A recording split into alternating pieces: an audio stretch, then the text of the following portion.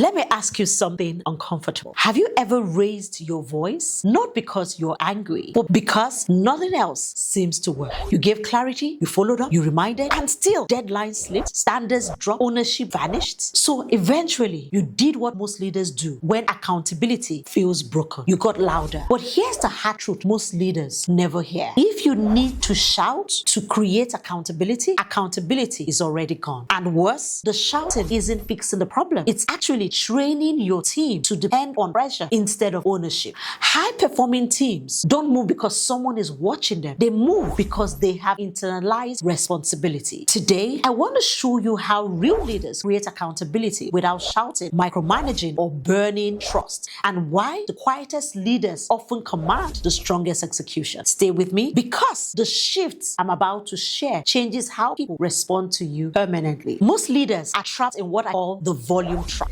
Here's how it works. At first, you ask politely, then you remind, then you follow up twice, then frustration creeps in, then your tone changes, and suddenly accountability becomes emotional instead of structural. But think about this. When accountability only shows up when you show up, your team learns a dangerous lesson. They learn if it's not urgent to them, it is not urgent. If they are calm, it's safe to delay. If they stop pushing, it must not matter. So shouting becomes the signal, and now you have unintentionally taught your team accountability equals pressure, not professionalism. Here's the quiet damage this causes. Your best people disengage first. Average performers hide. Weak performers wait you out, and you become the bottleneck, the reminder system, the emotional regulator.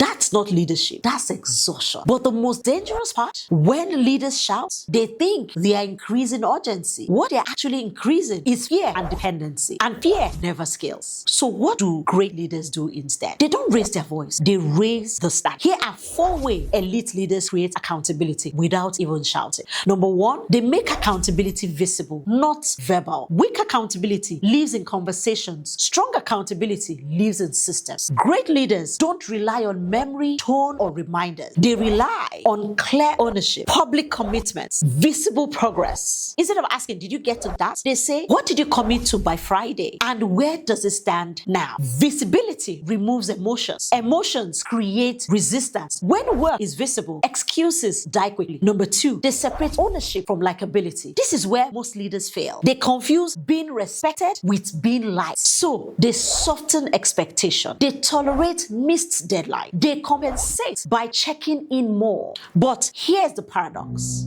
The clearer the standard, the safer people feel. People don't feel stressed by accountability. They feel stressed by ambiguity. Great leaders say, here's the standard. Here's how we measure it. Here's what happens if it slips. No drama, no threats, no emotions, just reality. Number 3, they replace reminders with consequences. This one is uncomfortable but powerful. Shouting is often a substitute for consequences. If nothing happens, then commitments are missed. Reminders become noise. Great leaders don't punish. They normalize consequences. That might mean loss of autonomy, reassignment of ownership, public review of outcomes, fewer future opportunities, not as punishment, but as alignment. When consequences are predictable, voices stay calm. Number 4, they model the accountability they demand. This is a multiplier. Great leaders don't say, you missed deadline. They say, here is where I failed to set clarity, and here's how I'll fix it. Nothing builds accountability faster than a leader who owns first. Because accountability isn't enforced, it's mirrored. When your team sees you hold yourself to standards without excuses, shouting becomes unnecessary. Respect does the work for you. So let's bring this home. If you feel like you're repeating yourself, if your tone keeps escalating, if accountability only shows up when you push, the problem isn't your authority, it's the structure around responsibility. Great leaders don't get louder, they get clearer, they get calmer, they get consistent. And when accountability becomes systematic, your voice can finally relax. Here's your challenge. This week, stop reminding, start documenting, start making ownership visible, and watch how fast the noise will disappear. If this resonated with you, comment accountability accountability below and share how you're shifting your leadership style. Please like and share this video if this helps. Subscribe for more leadership framework like this. If you want to go deeper, please watch the next video linked here, and I will break down how to confront underperforming without damaging trust, a skill every modern leader must have. And also, you can join our leadership masterclass coming up next month, because the future of leadership isn't louder, it is clearer. Think training, think Jake Michaels. Think training impact, think Jake Michaels. Bye for now.